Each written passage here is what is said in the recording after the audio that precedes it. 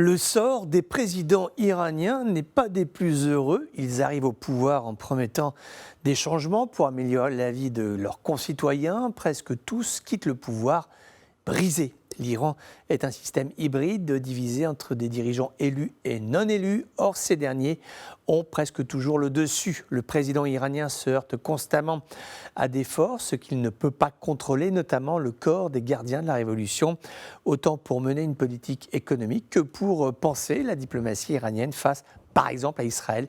Imaginez des représailles après l'assassinat de Ismaël Haniyeh, le chef du Hamas. L'élection de Massoud Pezeshkian en juillet dernier a ravivé l'espoir de réforme. Pezeshkian a promis plus de transparence, une croissance économique. Or, il est rapidement apparu que les défis auxquels il fait face sont plus redoutables que ceux imaginés.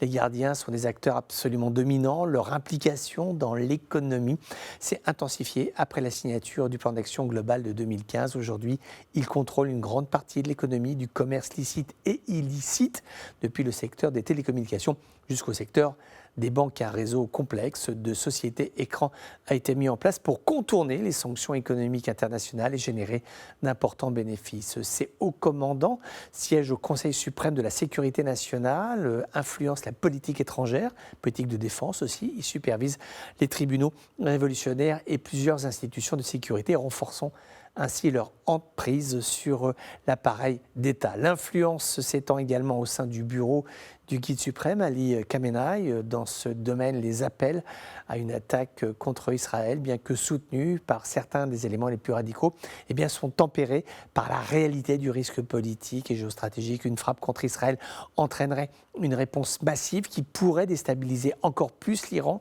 Les gardiens, bien que terriblement hostiles à Israël, doivent peser les avantages et aussi les inconvénients d'une telle action en tenant compte des répercussions sur leur propre position en Iran. Pour l'instant, la prudence semble prévaloir, mais la situation pourrait évoluer rapidement en fonction des développements régionaux et internationaux. Le retard de Téhéran à mener une frappe contre Israël reflète moins une hésitation de la part du président iranien qu'une décision stratégique des gardiens de la révolution qui, malgré leur théorique belliqueuse, doivent gérer les complexités d'une confrontation directe avec un Israël redoutable, bien sûr, tout en maintenant leur propre position en Iran. Et cela est éminemment compliqué pour eux.